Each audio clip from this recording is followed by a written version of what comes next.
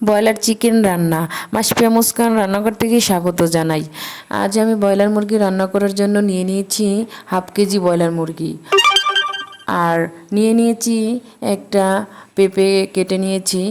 এখন আমি এগুলো রান্না করার জন্য দিয়ে দেব হাফ কেজি ব্রয়লার মুরগির জন্য হাফ বাটি পেঁয়াজ কুচি, তেল দিয়ে দেব পরিমাণ মতো, 4টা কাঁচামরিচ। এটাকে একসাথে তৈলের উপর ভেজে নেব। ভেজে নেওয়ার পরে আমি ঘরোয়া পদ্ধতিতে মশলা তৈরি করে নিলাম। এলাচ, দারচিনি, গোলমরিচ একসাথে গুঁড়ো করা, এক এক চামচ এক চামচ হলুদের গুঁড়ো, 2 চামচ মরিচের গুঁড়ো, আর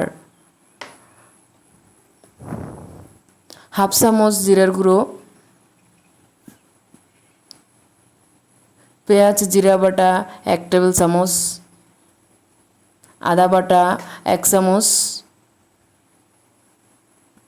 এটাকে আমি তৈলের উপর মশলাটাকে ভেজে নেব।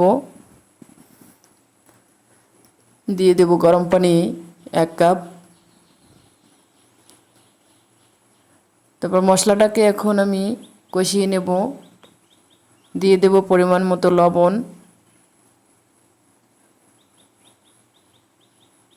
আর দিয়ে দেব যে মাংস রেখেছি আমি, সেই মাংসগুলো হালকাভাবে মশলা কষানোর পরে আমি মাংসগুলো ছেড়ে দিয়ে আবার মাংসের সাথে মশলাগুলো কষিয়ে নেব, আর ঢাকনা দিয়ে কিছুক্ষণ ঢেকে রাখবো।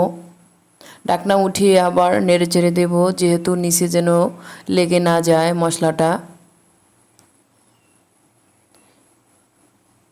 এভাবে মশলার সাথে ভালোভাবে মাংস কষিয়ে নেওয়ার পরে দিয়ে দেব পেঁপে কাটা।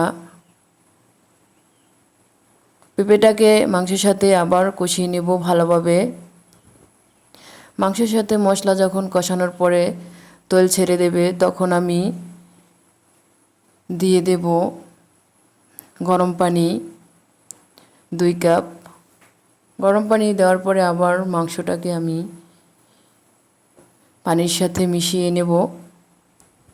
নেওয়ার পরে আমি ঢাকনা দিয়ে ঢেকে রাখবো 20 মিনিটের মতো। 20 মিনিট পরে আবার ঢাকনা উঠিয়ে আমি দেখব মাংসর কালারটা চেঞ্জ হয়ে গেছে এবং উপরে তেল তেল ভাব হয়েছে মাংসটার। দেখব আমার যে পেঁপে কেটে দিয়েছি পেঁপেটা সিদ্ধ হয়েছে কিনা। এভাবে মাংস রান্না করলে মুখে স্বাদ লেগেই থাকবে। মাংস এক পর্যায়ে হয়ে গেছে, আমি চুলার আঁচটা অফ করে দিলাম। এতক্ষণ আমার ভিডিও যারা দেখেছেন তাদেরকে আমার পক্ষ থেকে অনেক অনেক আন্তরিক শুভেচ্ছা, আর পরবর্তী ভিডিও দেখার অনুরোধ রইল। আল্লাহ হাফেজ।